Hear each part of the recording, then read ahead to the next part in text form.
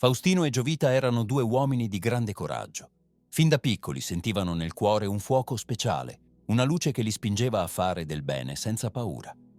Vivevano a Brescia, una città antica con case di pietra e strade strette. La gente li conosceva per la bontà e per le parole che donavano a chi soffriva. Ogni giorno andavano nei luoghi più tristi della città. Visitavano chi era solo, chi aveva fame, chi cercava conforto.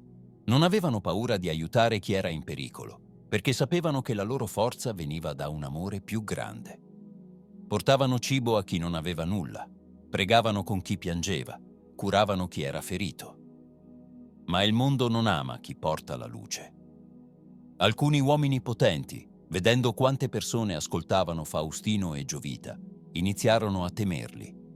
Pensavano che la loro fede fosse una minaccia, che il loro amore fosse una sfida.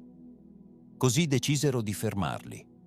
Una sera, mentre parlavano a un gruppo di persone in una piazza, arrivarono soldati con elmi lucenti e lance affilate. Le persone fuggirono spaventate, ma Faustino e Giovita non si mossero. Sapevano che quel momento sarebbe arrivato, ma non avevano paura. I soldati li presero con forza e li portarono davanti a un uomo potente. «Rinunciate alla vostra fede», ordinò quell'uomo con voce dura. «Adorate i nostri dei, oppure soffrirete molto».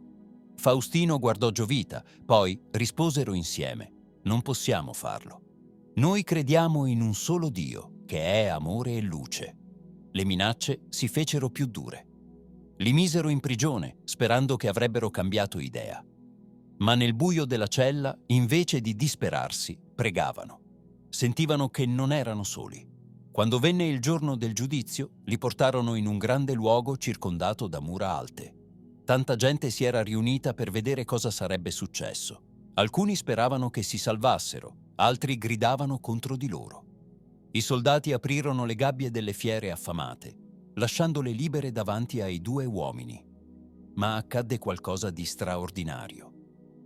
Le belve corsero verso Faustino e Giovita, ma invece di attaccarli, si fermarono. Nei loro occhi non c'era rabbia, solo rispetto. Le fiere si sdraiarono ai piedi dei due prigionieri, come se volessero proteggerli. Il pubblico rimase senza parole.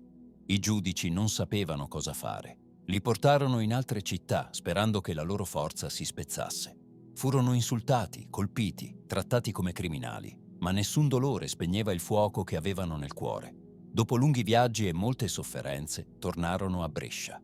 Là, circondati da soldati, furono condannati a morte. Ma nei loro occhi non c'era paura, solo pace.